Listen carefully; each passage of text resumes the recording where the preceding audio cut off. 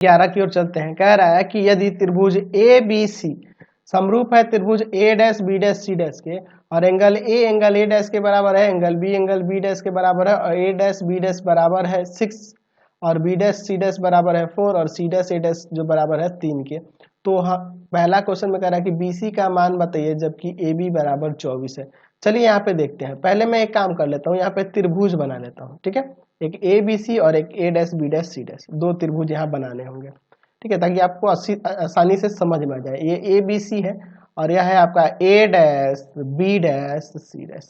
अच्छा, चूंकि यहाँ कह रहा है कि त्रिभुज ए बी सी जो है ना भैया, ये समरूप है त्रिभुज A dash B dash C dash के। तो आपको पता है कि दो समरूप त्रिभुजों के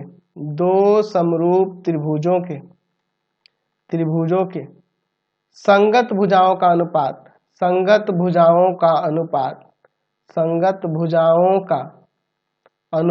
बराबर होता है। दो समरूप त्रिभुजों के संगत भुजाओं का अनुपात बराबर होता है। ठीक है, तो यहाँ पे आप लिख सकते हो कि ए बी बटा ए डैश बी डैश, अच्छा बी सी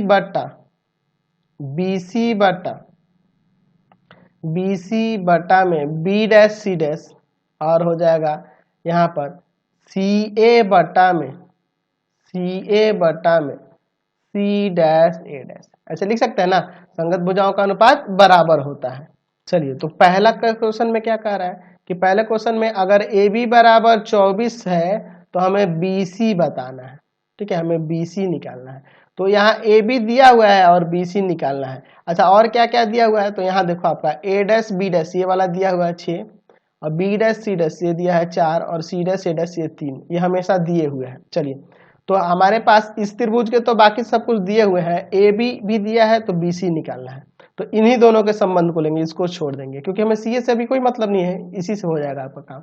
यानी कि ए बी बटा ए डैश बी डैश बराबर हो जाएगा बी सी बटा बी डैश सी डैश। चलिए इसमें रखते हैं। तो ए बी तो भैया हमें कितना दिया है 24। अच्छा, ए डैश बी डैश, तो ए डैश बी डैश देखो यहाँ पे 6 है। अच्छा, बी सी हमें निकालना है और बी डैश सी डैश कितना है आपका 4 है। तो इसको काट देते हैं 4 बार में, ये आके इधर गुना कर देगा, यानी कि बी सी बराबर में 4 चौक 16 आ जाएगा। ठीक है, चलिए दूसरे में क्या कह रहा है, तो दूसरे में कह रहा है सेकंड में कि बी सी दिया है 20 सेंटीमीटर, सॉरी 20, तो सी ए का मान निकालना है। चलिए दूसरा लिखते हैं, बी सी दिया है 20, तो हमें सी ए निकालना है। देख लो, बी सी दिया है 20, तो हमें सी ए निकालना है। ठीक है, ध्यान से देखिएगा यहाँ पे, तो बी सी दिया है और सी ए निकालना है, तो हम लोग यही वाला लेके चलते हैं। यानी कि बी सी बटा में बी डैश सी डैश बराबर में सी ए बटा में सी डैश ए डैश, यही ना। चलो भैया, यहाँ पे देखो, तो बी सी का वैल्यू, तो बी सी का 20 है। अच्छा, बी डैश सी डैश, तो बी डैश सी डैश 4 है।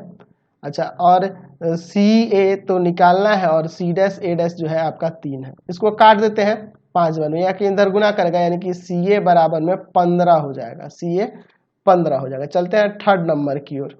चलिए, तीसरे में दिया है कि सी ए दिया हुआ 63, तो हमें ए बी और बी सी दोनों निकालना है। तीसरे नंबर में सी ए दिया है 63, तो हमें ए बी भी निकालना है और बी सी भी निकालना है, यानी कि ये सबको लेके चलना होगा।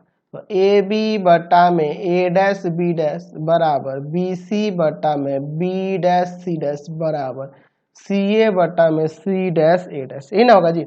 चलिए, अब वैल्यूज को रखते हैं यहाँ पर। तो ए बी निकालना है, ए डैश बी डैश जो है आपका 6 है, बी सी निकालना है और बी डैश सी डैश जो है आपका 4 है। अच्छा, सी ए कितना है 63 है, और सी डैश ए डैश कितना है, तो वह 3 है। तो इसको काट सकते हैं कितना बार में, तो यहाँ पे 21 बार में। या देखो यहाँ पे अलग अलग करोगे, तो ए बी बटा में 6 बराबर में 21 और बी सी बटा में 4 बराबर में 21। ठीक है, तो यह 6 जाके इसमें गुना कर देगा, तो ए बी बराबर 126 आ जाएगा 126, और बी सी बराबर में यहाँ पे 84 आ जाएगा 84 आ जाएगा। समझ गए। चलते हैं नेक्स्ट क्वेश्चन पे। अच्छा